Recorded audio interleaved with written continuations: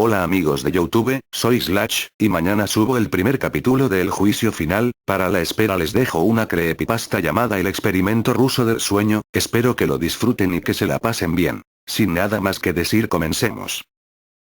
A finales de los 40s mantuvieron a 5 personas despiertas por 15 días utilizando un estimulante basado en gas.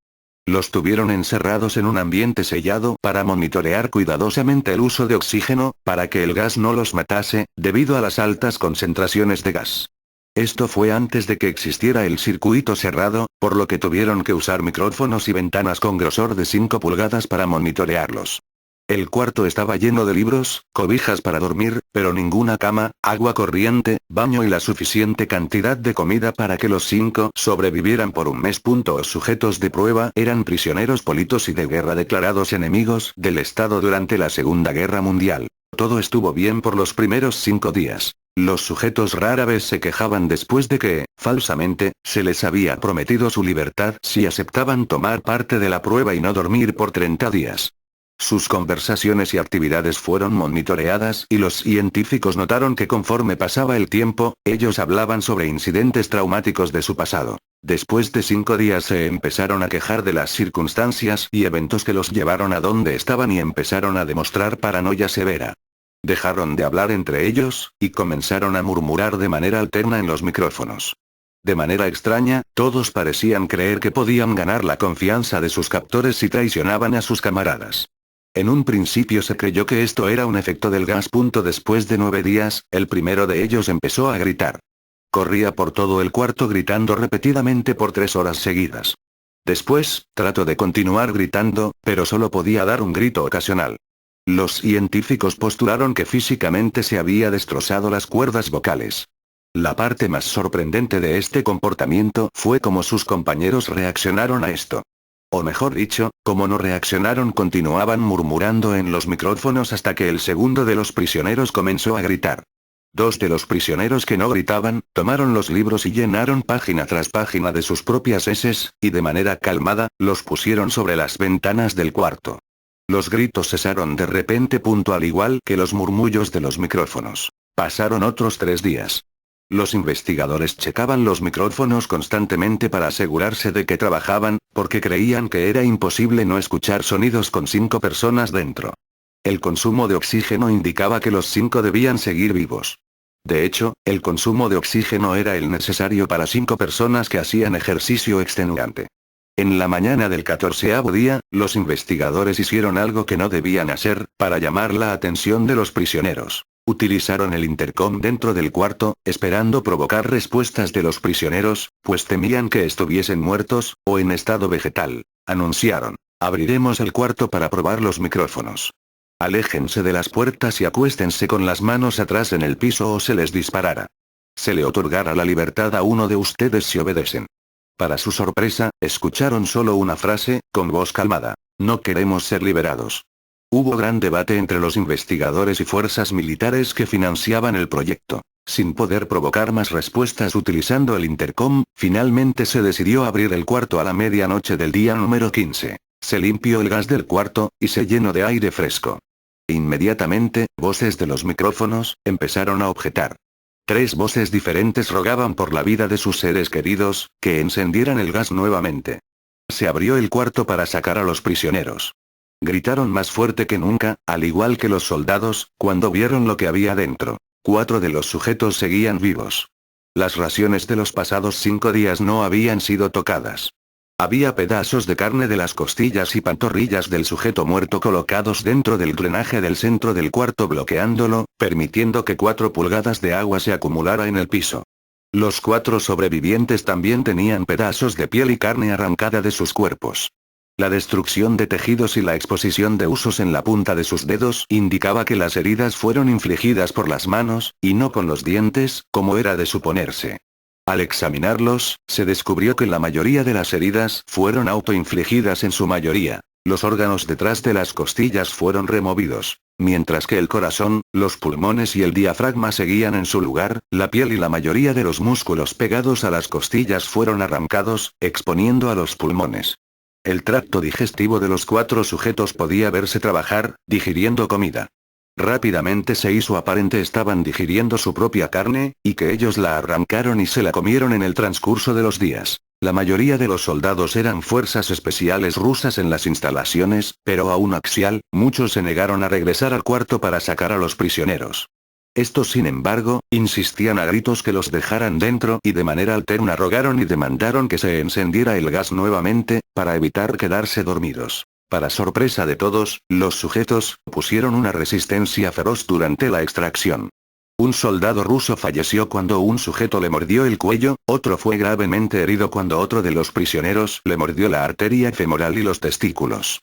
Otros 5 soldados perdieron la vida, si cuentas a aquellos que se quitaron la vida en las semanas consecuentes al incidente. Durante la lucha, uno de los prisioneros dañó su vaso, sangrando de manera casi inmediata. Se intentó sedar al sujeto, pero fue imposible. Se le inyectó más de 10 veces de la dosis humana de morfina, y aún Axial luchó como un animal rodeado, rompiendo las costillas y un brazo de un doctor. Se veía latir su corazón al máximo por 2 minutos completos, mientras se desangraba, y continuó gritando por más de 3 minutos, atacando a quien se le acercara, repitiendo la palabra más una y otra vez, cada vez más débil, hasta que cayó en silencio. Los otros 3 sobrevivientes, fueron inmovilizados fuertemente y llevados hacia instalaciones médicas. 2 de ellos, con cuerdas vocales intactas, demandaban continuamente más gas para permanecer despiertos. El más herido de los 3, fue llevado al único cuarto de cirugía que había en las instalaciones. En el proceso de su preparación para colocar nuevamente sus órganos en su lugar, se notó que el sujeto era totalmente inmune a los sedantes. Peleó furiosamente cuando el gas anestésico se le estaba colocando. Se necesitó un poco más de anestesia de la normal para sedarlo, pero al momento que sus ojos se cerraron, su corazón se detuvo. En la autopsia, se encontró que en su sangre, había 3 veces la cantidad normal de oxígeno. También se rompió 9 huesos en la lucha para no ser controlado. El segundo sobreviviente, era el que primero gritó del grupo.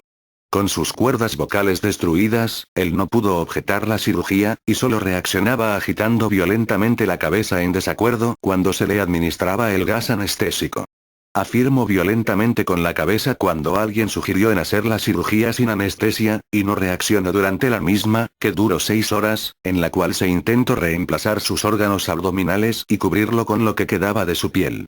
El cirujano afirmó que era médicamente que el sujeto siguiera con vida. Una enfermera aterrada que ayudó en la cirugía, comentó que la boca del paciente formaba una sonrisa cada vez que sus ojos se encontraban. Cuando la cirugía terminó, el sujeto miró al cirujano y empezó a hacer sonidos fuertemente, como tratando de hablar. Asumiendo que esto era de gran importancia, el cirujano le entregó un papel y una pluma, para que el paciente pudiera comunicarse. Sigue cortando, escribió. Se le hizo la misma cirugía sin anestesia a los otros 2 sujetos. Se les tuvo que inyectar un paralítico, pues ellos reían constantemente, y le era imposible realizar la operación axial al cirujano. Una vez paralizados, solo podían interactuar con sus ojos. En el momento en que pudieron hablar nuevamente, exigieron una vez más el gas estimulante.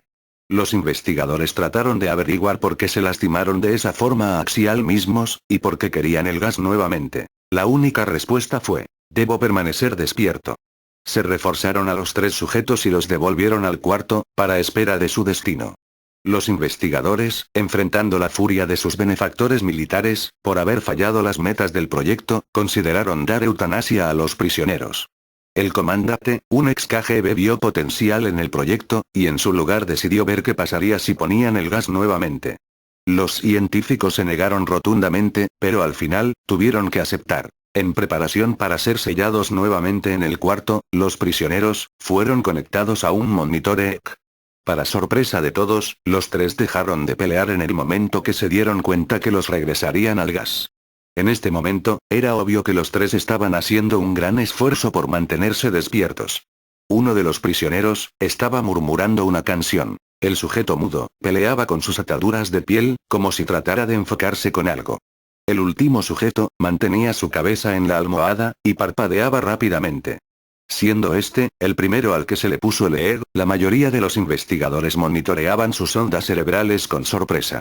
Eran normales la mayor parte del tiempo, algunas veces, aparecía una línea recta de manera inexplicable. Parecía que repetidamente sufrían de muerte cerebral. Mientras analizaban los datos, una enfermera notó que los ojos del sujeto se cerraron. Sus ondas cerebrales cambiaron inmediatamente por las de sueño profundo, luego se pusieron rectas, y de manera simultánea, su corazón se detuvo.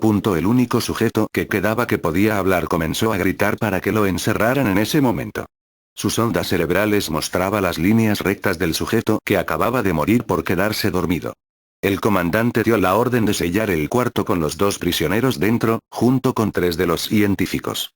Uno de los 3, inmediatamente tomó un arma y abrió fuego contra el comandante, matándolo de un tiro entre los ojos. Después apuntó al prisionero mudo, y le voló el cerebro. Apuntó al prisionero que quedaba vivo, mientras que los demás investigadores escaparon del cuarto. No me encerraran con estas cosas. No contigo. Le gritaba al prisionero que estaba atado al camastro. ¿Qué es? Demandó. Necesito saber. Exclamación de cierre. El prisionero sonrió. ¿Tan fácilmente te has olvidado de mí? El prisionero preguntó. Somos ustedes. Somos la locura que está encerrada en todos ustedes, rogando por libertad en cada momento de tu vida, desde lo más profundo de tu mente animal. Somos aquello de lo que te escondes en tu cama todas las noches. Somos lo que duermes y silencias y paralizas cuando te vas a tu cielo nocturno, donde no te podemos alcanzar. El investigador hizo una pausa. Apuntó al corazón del prisionero y disparó. El EEG mostró una línea recta mientras el sujeto débilmente murmuró casi tan libre,